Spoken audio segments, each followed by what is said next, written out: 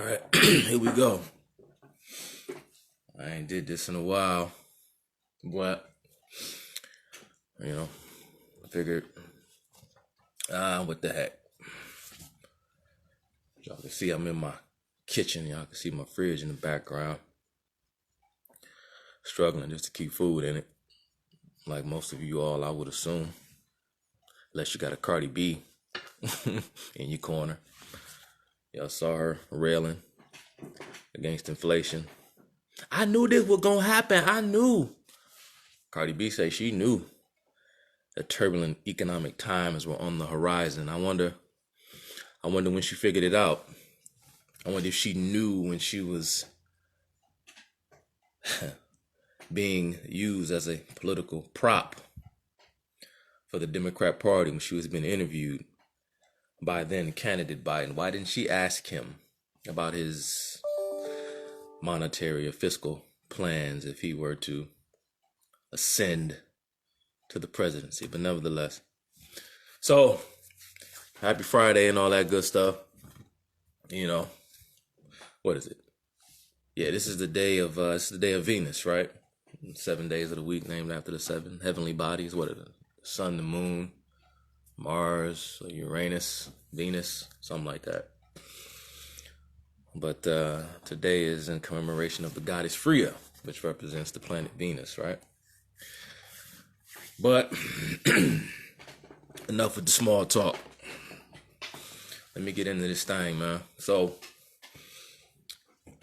shout out to, I say shout out like he gonna hear this, but so Jason Whitlock,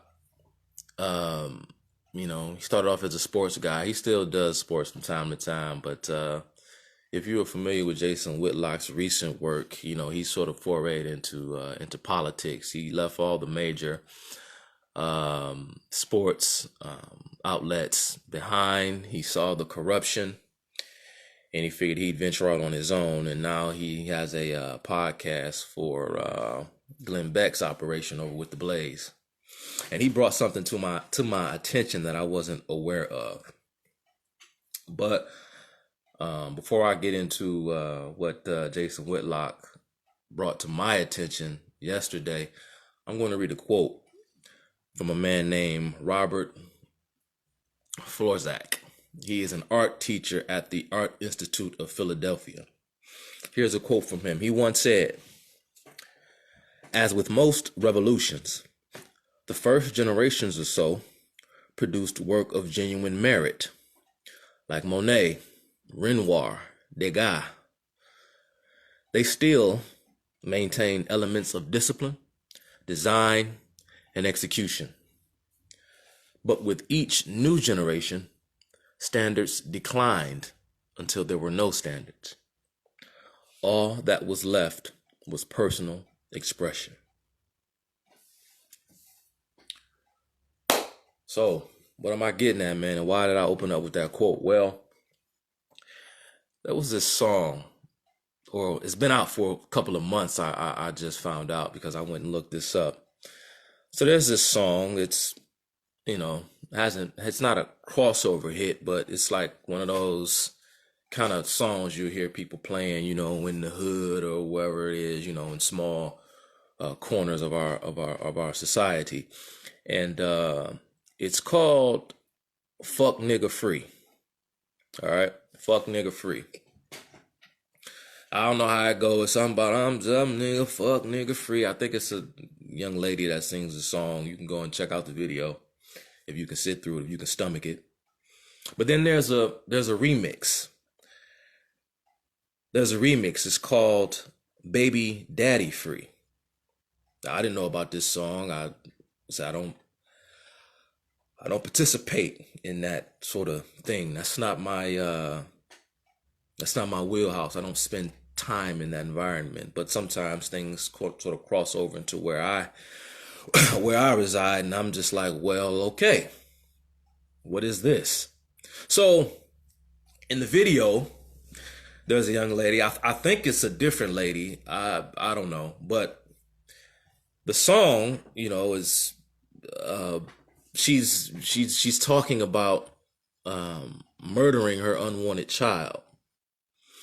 And so she's talking about having an abortion, hence the title of the song, Baby Daddy Free.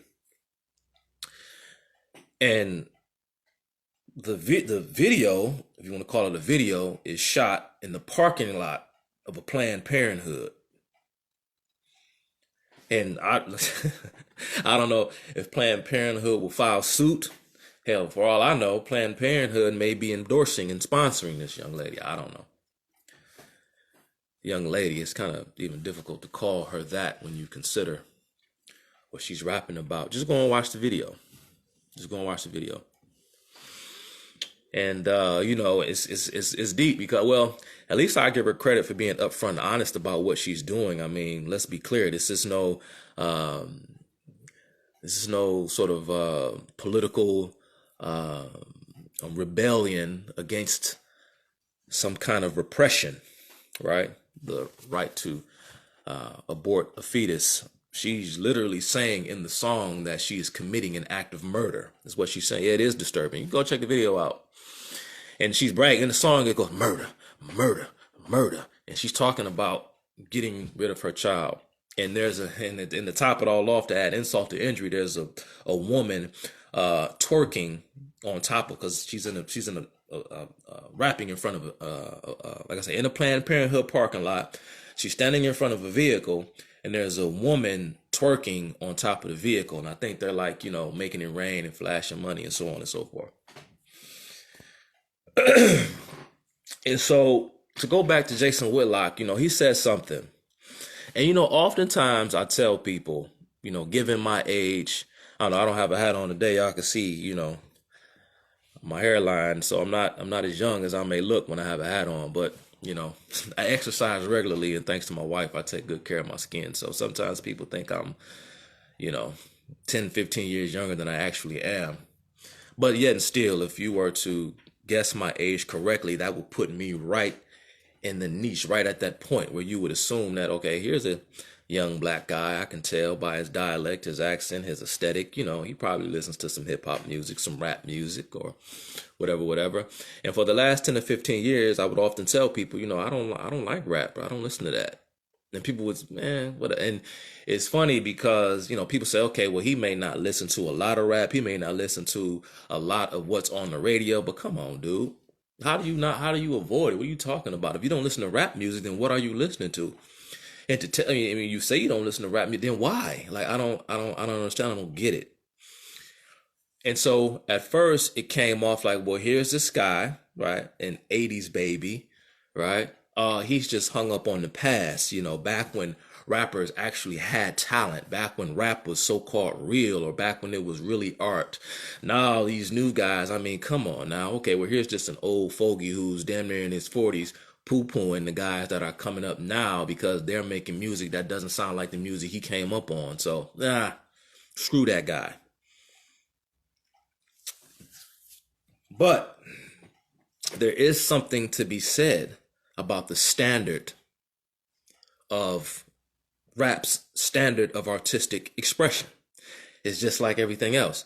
Remember going back to what I said when I quoted Robert Florzak, an art teacher who teaches art at the Art Institute of Philadelphia. You see, with rap music came this sort of artistic revolution.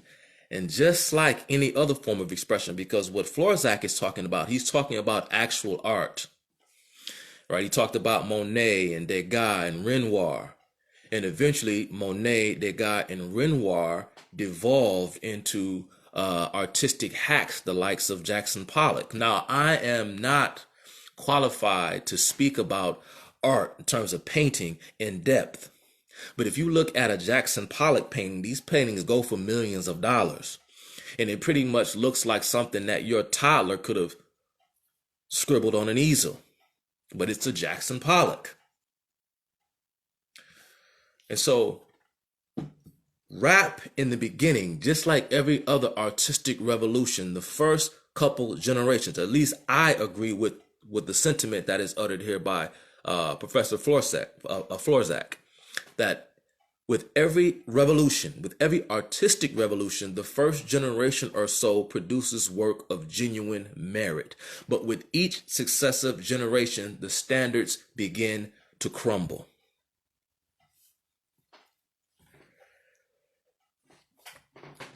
I'm gonna hit you with a second quote. This is a quote from a man by the name of Jakcob Rosenberg. He is an art historian and a Rembrandt scholar. I know you all know who Rembrandt is, right? He wasn't just a character on The Warriors, the film. He was an actual painter. Remember the movie, The Warriors? The guy, the tag artist, the guy who, when they went to go see Cyrus, the guy who was the tagger. Yeah, they called him Rembrandt, but Rembrandt was a real guy, right? Famous painter. And Jakcob Rosenberg wrote in his book on quality in art, when talking about artistic values, he says, artistic value or quality in a work of art is not merely a matter of personal opinion, but to a high degree also a matter of common agreement among artistically sensitive and trained observers, and to high degree objectively traceable. Meaning that art, or what we call art, has to be objectively traceable to something that we, as a people with a trained eye, can mutually agree upon. All forms of personal expression are not art, or is not art. Which brings me back, because Jason Whitlock said, as offended and upset as I am when I see things like Baby Daddy Free, he said, I have to take accountability for my role in what is taking place, because I used to listen to rap just like I did. And he said, and it struck me, and he's right, and I've been thinking this as well. He said that when you hear Dr. Dre say, I never hesitate to put a nigga on his back. That's on Dr. Dre's debut solo album for Death Row entitled The Chronic. The chorus goes, rat-tat-tat-tat-tat-tat-tat, like that, cause I never hesitate to put a nigga on his back. Well, it's funny because Dre isn't the one actually saying that. Snoop Dogg comes in, he's on the chorus, and he says the part where rat-tat-tat-tat, I never hesitate to put a nigga on his back. Jason Whitlock says, if Dr. Dre can openly talk about in a rap song how he wouldn't hesitate to kill another black man or another man in general, because this is not, okay, but we can take their line of thinking and turn it against them, because men like Snoop are doing what today? Lambasting who? Sorry about that. Men like Snoop, remember when we had the 4 years of tyranny under President Trump, Snoop couldn't keep his fucking mouth shut. But when you go back and listen to, now I understand being young. I understand, because I was there too. But you a damn near 40, 50-year-old man. And now all these old over-the-hill rappers have a whole lot to say about politics, don't they? But it seems as though their minds haven't grown a day beyond the time when they were shouting back at the likes of people like C. Lawrence Tucker and Reverend Calvin Butts. Remember Tupac? C. Lawrence Tucker used a motherfucker. Instead of trying to help a nigga, you destroy your brother. Or how about Ice Cube on the song he did when he collabed with Scarface on Scarface's classic album by hip hop standards, The Diary, when Ice Cube, the well-respected Hollywood, oh yeah, we love Ice Cube. Oh, he's a father, husband, got kids he raised. Great, he's an all-American success story, just like Snoop Dogg. But back then in 1994, Ice Cube said, does the Reverend Calvin Butts got a pair of nuts? Or how about when Bone Thugs and Harmony, in the opening of their video, Thuggish Ruggish Bone, their debut single, they featured a snippet from a speech that was given by Reverend Calvin Butts when they were warning people, talking about so-called gangster rap. Listen, We should not be promoting. This is bad. And we all thought, man, whatever. Fuck what you talking about, bro. This is just a form of personal expression. Yeah, it's all in God's time. You're right.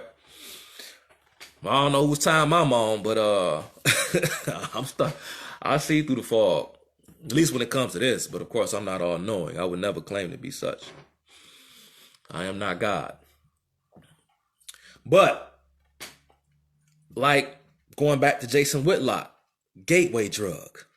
Now fast forward 30 years later, what do you have? Another rapper, P&B Rock, another man to whom I've never heard of, just gets gunned down in a Roscoe's Chicken and Waffles a couple of days ago. And before that, there was this other rapper to whom I hadn't heard of until he got killed. Some guy named Young Dolph, dead. There's another rapper, Pop Smoke, dead. I mean, back then when I was coming up, I mean, you know, you had DJ Scott LaRock. He was killed in what, 87? That was huge news. And I don't think another person involved with the hip hop industry of note died since Scott, or, you know, died violently since the time of Scott LaRock up until what, Tupac? Or perhaps you want to count Big L, the Harlem rapper who was pretty much like an underground legend in the hip hop scene. He also was shot and killed, and then Tupac Shakur was shot a couple of years later, and of course Biggie died not even a year after that, and that was huge news. That was a big deal. And now it seems as though we have rappers dying every couple months. It's amazing, man. This is what we call art. But I tell people all the time, I say, bro, it's not that hip hop is dead, which is a term that was popularized by Killer Mike, and then Nas came out with an album entitled Hip Hop is Dead, and everyone said, well, Nas is just jealous because East Coast hip hop is no longer at the top of the heap because it's all about the South now. This is what they had the nerve to criticize Nas, or they criticized Nas and said that he was simply jealous because the South was reigning over hip hop at the time. I say that hip hop is dead because I say hip hop is dead for a totally different reason, because it has grown redundant and stale. Because the same exact themes that I grew up listening to are the same exact themes that are still being perpetuated right now. Nothing has changed. Same old stories, different mouthpieces. I oftentimes say that the reason why I am a Kanye West fan, and you can say whatever you want to say about Kanye West, he's very intriguing because of all the hip hop artists that are still relevant. Kanye West seems to me to be the only one that has something remotely interesting or even different to say. You may not always agree with him. He's not always right. And sometimes you don't quite frankly know what the hell Kanye West is talking about. But he's intriguing. Hip hop is dead because hip hop, I know I'm not, yeah, it is all music, but I'm talking about rap music right now. The same can be said about all forms of popular expression, because we went from Amadeus Mozart and Ludwig van Beethoven to what we have today.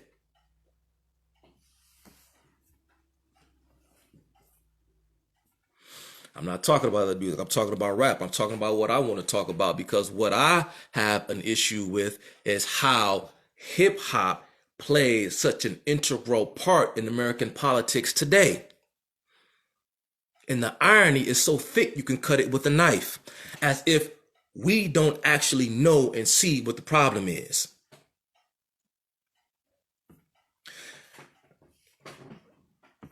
Art exists for a purpose. Art exists to exalt the profound, the beautiful, the transcendent, and the inspiring. Now, damn near all forms of art exist solely to shock and to offend and to be obscene. That's not what art is supposed to do. That is a work of deception. Because real art, and I did a previous live stream similarly on a similar topic when I talked about the importance of propaganda in popular entertainment and why it matters. It doesn't matter because all forms of popular entertainment are infused with politics. They matter because popular entertainment is infused with lies. and lies. Art does not promote lie. Remember all the WAP when Cardi B and what you would call it had their little song about WAP and this and that third, and everybody was like, whoa, wait a minute. And I grew up on Luke and booty shaking. And I ain't never seen nothing like this. But now what do we have? Baby Daddy Free. A lot of people, like I said, don't know who it is because, well, it's an underground song. It's isn't someone who's particularly popular or mainstream. So at some point, the bow is going to break because we have long passed the point of no return. Because you can't make something normal and then it just becomes a part of just your everyday life. And then with the next generation, to go back to Professor Florzak, all of a sudden the next generation takes what you have normalized, right, and pushes the goalpost even further. And now we've reached this point because it was harmless at first, harmless entertainment when we were listening to Two Live Crew and Pop That Coochie. Oh, that was they're just having fun. Let the youth express themselves. And it doesn't mean that they should be restricted by force from saying what it is that they want to say. I'm not suggesting that either because it can't work like that. Before you give a person freedom, you must first ask yourself, what pleases that man? What does freedom look like to him? Freedom is all about having the discipline to act with restriction because all things should not be indulged. All things should not be said. But that takes a kind of discipline that starts somewhere else. It can't be imposed upon you by someone else. But we went from Pop That Coochie to here we are. Because at some point, what is happening and what is taking place is going to have a serious effect that can no longer be ignored. It has devolved, to quote my homegirl Layla, it has devolved into a full-fledged culture of death. And I'm going to tell you something. Hip-hop music has always been a culture of death, even since I was a kid. I didn't know it back then. I know it now. I tell people all the time, if I were the age that I am right now, if I were at my age back in the late 80s, early to mid 90s, during rap's golden era, would I have listened to it? I would be saying the exact same thing that I'm telling you about today's popular music. I would have been saying the same thing about the music back then. I just didn't know any better. And there's all these conspiracies, right? They talk about how there's a conspiracy, a partnership between the music industry and the prison industrial complex. Have you all heard this? Talk about, well, it was a conspiracy theory, you see. Members close to the entertainment industry, even those directly involved, like members of Bone Thugs and Harmony, Crazy Bone, very outspoken, makes a lot of political statements. Some of the things Crazy Bone says I actually agree with. But he talks about the evils of the entertainment industry and what really went on behind the scenes and what he was actually encouraged to do. I don't know. You could take that with a grain of salt. I know I do. Because there doesn't have to be a conspiracy between the prison industrial complex and rap music. Like, oh, wait a minute. So teach them how to be gangsters through the music so that way we can funnel them into the prison system. You know what that teaches? You know what that teaches us? You know what that teaches impressionable people, the people who are sitting back listening? They say to themselves, well, wait a minute. I do not have to have personal agency because the conspiracy is much bigger than me. It makes you feel helpless. Because what is the point of personal accountability when the people who are doing greater evil than I aren't being held accountable for their actions? It's this kind of sort of like we have this aesthetic relativism when we're talking about art. There's this moral relativism when we're talking about right and wrong.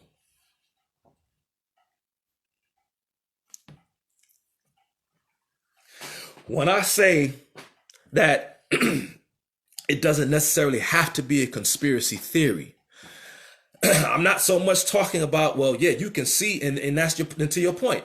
It doesn't have to be a conspiracy, because you can see when this kind of death becomes commonplace in the culture. And now you have people who think that this is part and parcel of the Black experience. They cannot walk away from this, because without this, they say to themselves, what else do I have to sell on the market? Because this is Blackness. And so it's a cycle. It just perpetuates itself. So I'm saying all that to say the prison industrial complex, such as it is, doesn't have to partner up with anything. Oh, they made the artists do. They made them do this. They made them put this kind of music out. That's bullshit. And I'm going to tell you why it's bullshit. Because people oftentimes like to hearken back to the glory days when rap music was positive, when it had a social message, when it had a political message. But ask yourself this question. What exactly was that political message? The same exact political message that you hear coming from the ethnic left today. What artists did we have back then? And I've said this numerous times. Who did we have back then? We had Tupac Shakur, the brainchild of some of the most radical,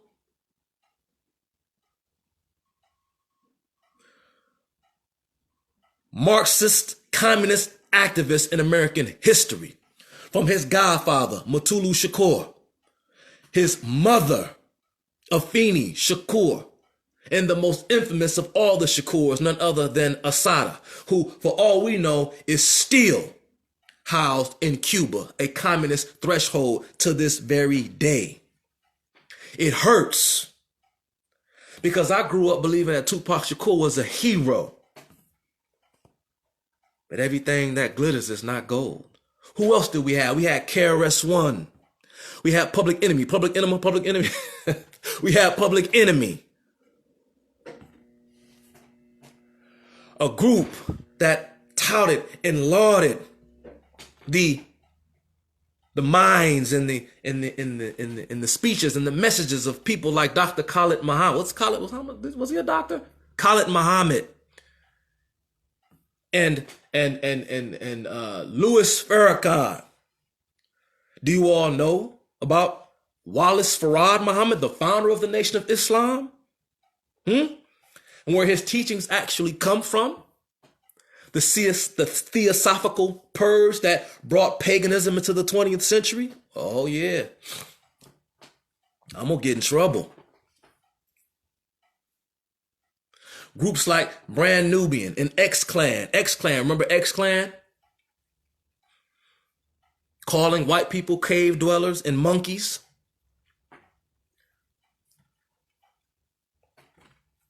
So there you had the so-called positive aspects of the music. But the positive aspects of the music were just new forms of they took the A-Trap Brown and the Stokely Carmichael and the Malcolm X, that sentiment, that rhetoric, and they combined it with art, culture, and of course what we call hip-hop, rap music today. But it was the sentiment of Black liberation simply repackaged. They will tell you this themselves. But where did Black liberation come from? The whole idea and the whole notion of Black liberation came from white progressives. I just said a couple of moments ago, I brought up a name, Stokely Carmichael, aka, what was his name? Kwame Ture, leader of the Student Nonviolent Coordinating Committee.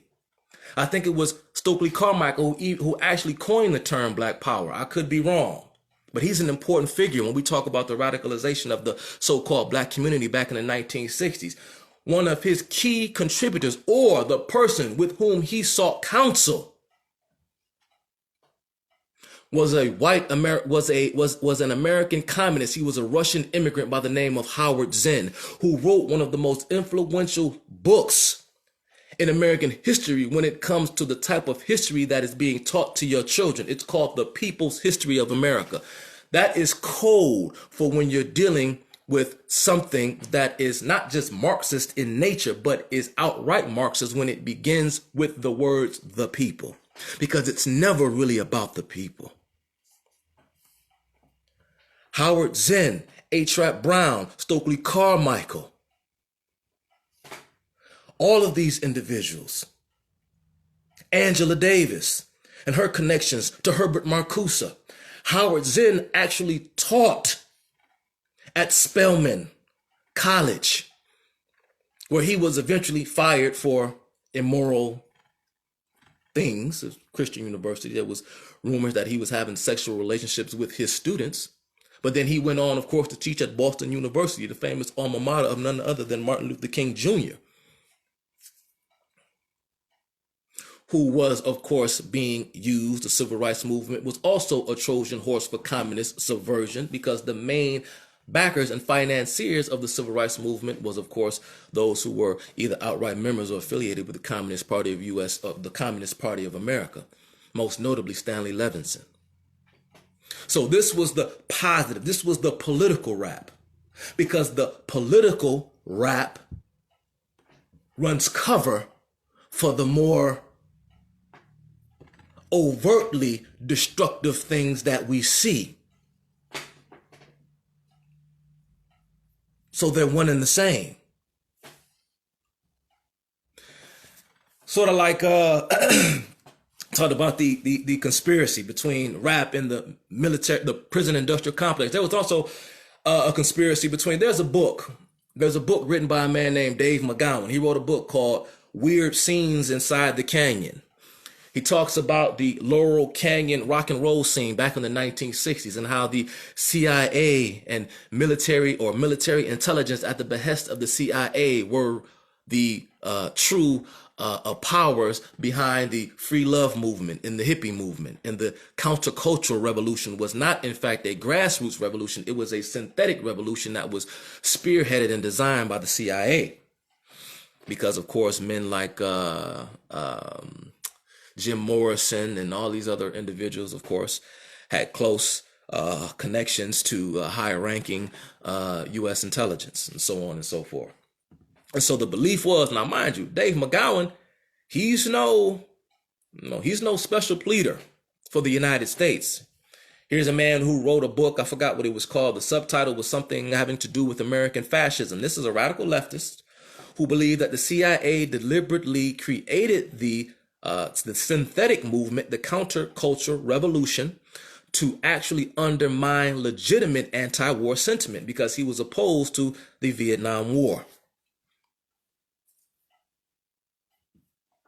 Or should I say, Dave McGowan believed that the legitimate opposition to the Vietnam War was coming by way of the universities. The hippie movement was a distraction to discredit the legitimate anti-war movement that was coming from the universities. This is the theory of Dave McGowan in his book, Weird Scenes Behind the Canyon. And all of these big time rock and roll icons from the 60s, 70s, they were all in and around that California, that Hollywood area, where the Manson cult, Charles Manson, he was buddy with a lot of those big time rock and rollers back in the day, members of the Beach Boys and so on and so forth, even wrote a couple of their songs. Did you all know that? Yeah, so MK Ultra and all that stuff. There's another man named, what is his name? I wrote this down because it's a long title. It's a man by the name of John Potash. You can go watch and you can see some of his lectures online. He wrote a book entitled The FBI War on Tupac and Black Leaders.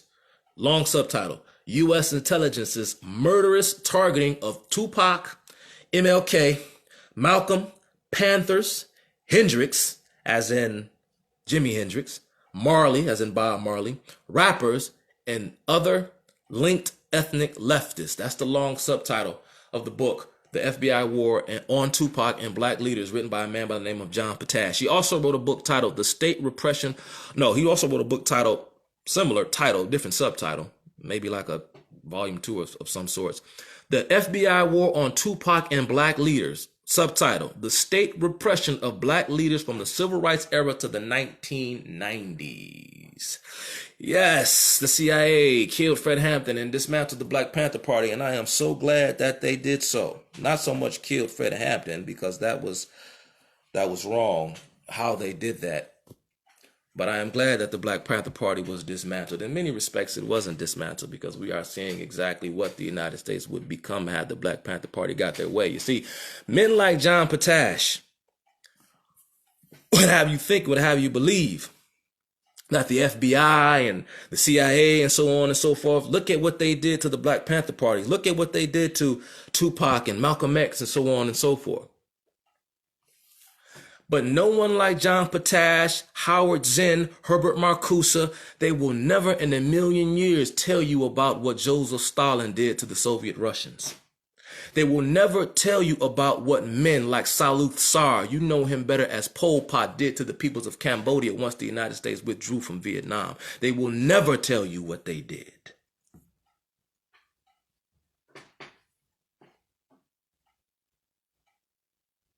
Why?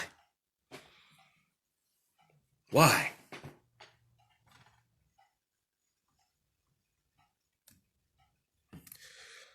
Here we have a party, like I said before, with the Black Panther Party and their revolutionary chic, in their veneration of Ho Chi Minh and Mao Zedong, mass murderers.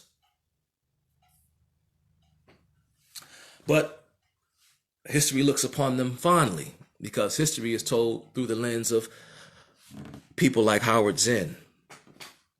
But it's a black-white thing.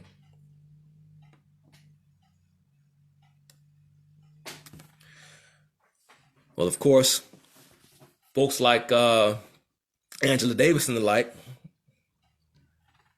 they received accolades from Soviet satellite countries like East Germany. And why? Because they were furthering the cause of liberation. See, you don't care about Russia, but just as an aside, speaking of art and film, there was a propaganda film in 1936 that was put out by a team of Russian filmmakers. I can't remember the names. Isidore, and Alec. They had those Russian names. I can't remember what they were off the top of my head. Right, she was a freedom fighter, Layla. Off the top of my head, I can't remember exactly their names, but they wrote a film called Circus. This was a 1936 Soviet propaganda film that highlighted a woman, a white woman who had made a baby with a black man. They had a mixed race child, and the racist whites in America were seeking to hunt the woman down and kill her and her child. So what she did was she ended up joining a circus in order to avoid capture. She joined a circus that ended up finding its way into Soviet Russia, wherein the woman and her black baby were taken in by the Russians. She was treated as if she was one of them, one of their own. Because, of course, the enemy of the free market, the enemy of the West, has always been the tyranny of communism and fascism to the East. Racism has always been America's sweet spot. So this is what they play on. So the Soviet authorities had the Russians believing that the Soviet authorities had the moral high ground over Western authorities, because look at how America treats its minorities. Yep, this is called Circus. It was released in 1936. Look at how they treat their minorities. We'll take the black people in. And so the blacks here in America began to internalize the Russian dream of peace, equality, fairness, and so on and so forth. Many of them dreamed of a time when America would fall, so that America and the world over could become a part of the Soviet dream. But we don't care about the Russians. Go look at the old grainy black and white footage of people trying to escape East Berlin to get into West Berlin, separated by a wall with barbed wire. We don't care about the Russians.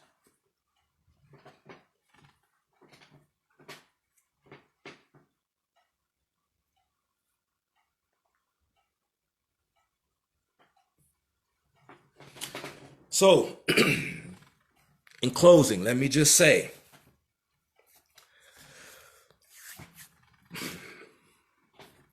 that we have gone too far. This is a bridge too far.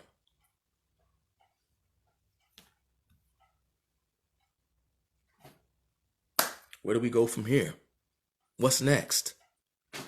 I know my auntie, I know she knows what's next. I'm gonna have to call you because I saw your post about, I think it was your cousin. I'm gonna call you this weekend. You know, I'll be super busy, and I'm sorry. I told you I was gonna call you a couple of weeks ago. I apologize, I didn't, but I will. I promise you, because I know you probably need some love right now. But where do we go from here?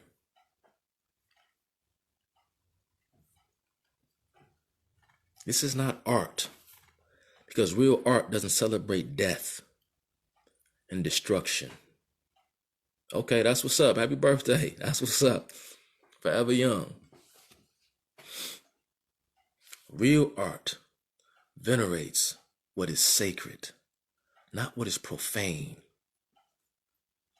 Real art celebrates love, which is a celebration of life, not death, not murder. All right, well, hit me up when you get back.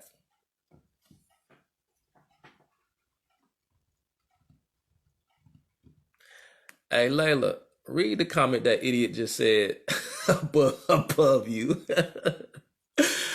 I support getting rid of the Black Panthers, and I advocated for Howard Zinn in Russia. No, genius. The Black Panther Party was a creation of Howard Zinn, you moron. Jeez Louise. But there it goes. There it goes, Leonard. It's a lack of cultural standards. Because remember, and I don't want to get off into the theology of the left too deeply, but that's why there are no cultural standards. Because when you're talking about leftism, you're talking about contingent morality, meaning that there are no cultural standards, because in order to have standards, you must believe in the principle of objectivity. And ever since Marxism was taken away from class and brought into the cultural realm, the likes of Antonio Gramsci believed that all truth was subjective and not objective. So there can be no standards when everyone has their own objective perspective. Going back to the whole point of this live stream, when I talked about what is the true essence of art. Art must have an objectively traceable standard. I can't repeat it later. I'm gonna upload it, so you can copy paste it, whatever you're gonna do with it. Chop it up. That's why there are no cultural standards.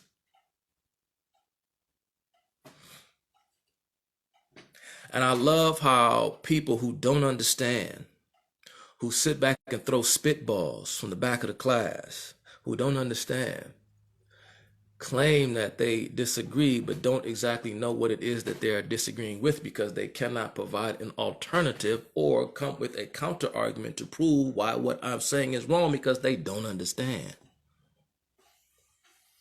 That's the point, Mr. No NYDZ.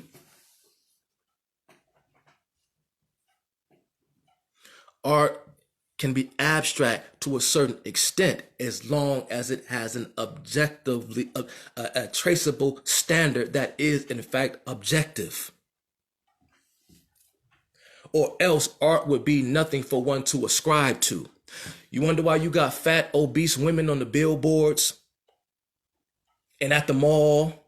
You wonder why people like Lizzo can prance around talking about body positivity and so on and so forth?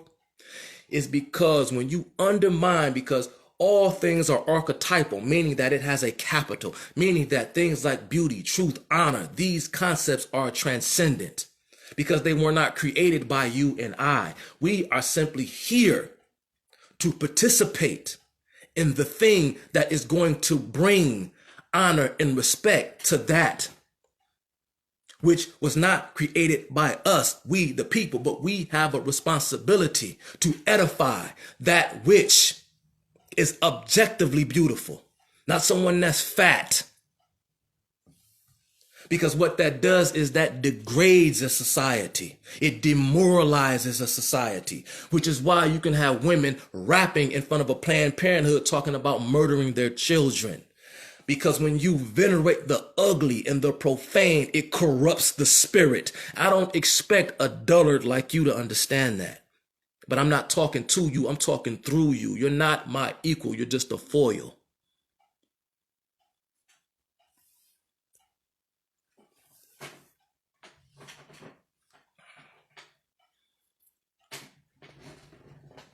Communism is a theology. Communism is a theology because they have a God. It's not the God of the Bible, but the left has a God. And I see you, Mr. Black Fist, Mr. Fist in the air. I love how much you don't care about the Soviets. You don't care about the likes of folks like Howard Zinn. But yet and still, there were people who were part of the African liberationist movement who espoused the teachings of individuals like Karl Marx, who did immense damage to their own people.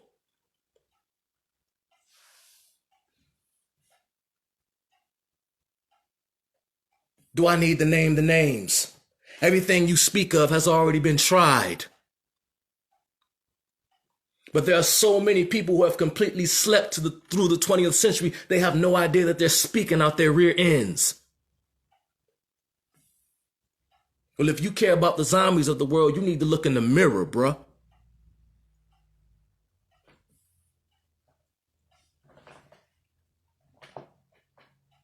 The God of communism is man.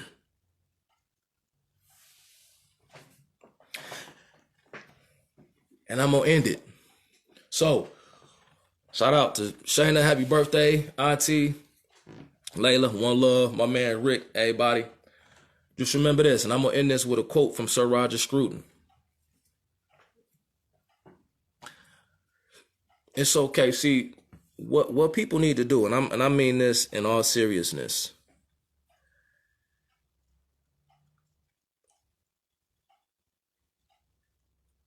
When you hear something, and this is why, I don't go into hostile environments like some one-man Rambo.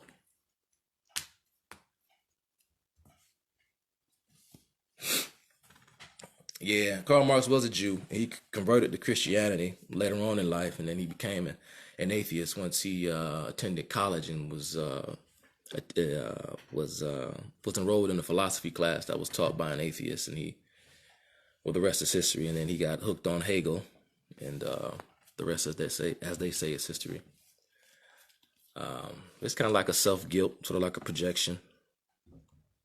Hitler was Jewish, some suggest. And many of the Bolsheviks, they were Jewish. Vladimir Lenin, he too was Jewish. But I just say that as a matter of fact. I'm not saying that, suggest that this was some kind of Jewish conspiracy. I believe Howard Zinn was Jewish as well. So was Marcuse and many of the members of the Frankfurt School. But when you, I told you about that. I've told you about that before, sir. To that, you're absolutely correct. You're absolutely correct. Yeah, appreciate that, Tish. But you're absolutely correct. Yep, Marxist teachings did inspire the Republican Party. But I'm gonna do another live stream about that. We'll talk about slavery, its relationship to Marxist teachings and the creation of the Republican Party. We're gonna get to that. Anywho, Scruton. One of my favorite quotes from Scruton. Real art is a work of love, and fake art is a work of deception. This is not art. This is not expression.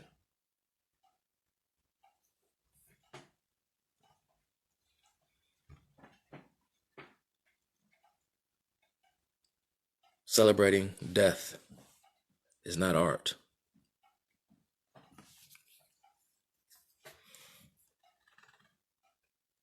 So, with that said, and once again,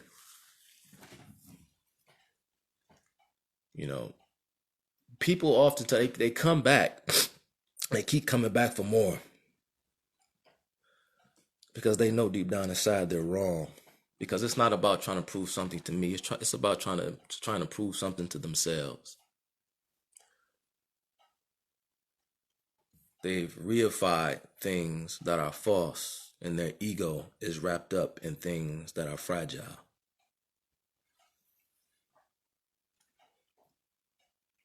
And so, I tell you what, Mister, let me write that down so I don't forget your Instagram tag. Because when I actually want to do a full-fledged live stream on the theology of leftism, I'll make sure I tag you, Mr. No NYDZ. And I'm gonna tag you too, guy, Mr. Marx inspired Abraham Lincoln. I'm gonna get to you too. So thanks for always tuning in, weighing in. Yeah, I'm gonna write you two clowns down. I got you.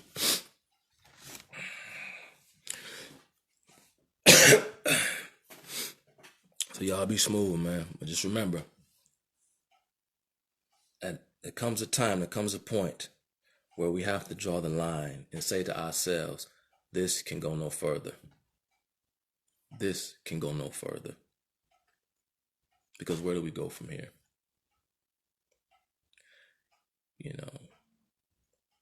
Here this man is with a communist fist in his profile picture, and he's running around talking about having the nerve to bring all of this energy towards me, while countless black lives have been ruined.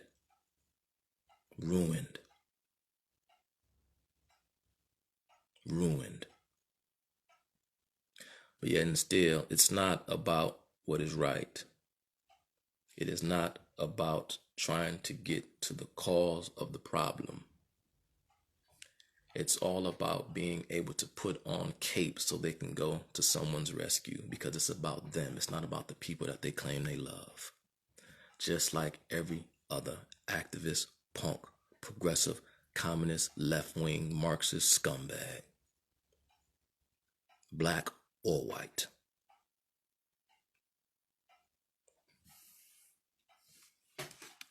Because the Republican Party, founded in Texas, was against. Because, see, chattel slavery in the South was actually a legitimate form of whatever criticisms that Marx was trying to erroneously level at capitalism. But the first thing that ever has a price is not goods and services or commodities. It is, in fact, a person's labor. See, Marx's writings and teachings would have more relevance with respect to a system such as that when there is no real expression of free market. But I know you don't understand that. But instead of trying to understand, instead of shutting up and listening, you keep talking, which means you don't want to learn, which is why I'm not talking to you, I'm talking through you.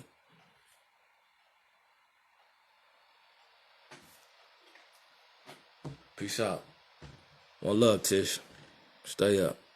They don't get it, and they never will. They never will. More and more communities are going to burn. More and more black men and women are going to be ushered off to the grave. And they're going to keep on. Word to your mother, power to the people. The same bullshit that has gotten black people nowhere. Nowhere. This dumb motherfucker don't even understand the word. Karl Marx valued labor, not capital. What the fuck does that have to do with anything that I have said within the last 5 to 10 minutes? He valued labor. No, capital was the thing to be valued, but the labor was cut out because the only thing that they could bring to the market was their labor. And Karl Marx was not Well, he was somewhat privileged, but of course he lived off his benefactor. But he was a bum, just like the rest of these beggars. Bums. Bums.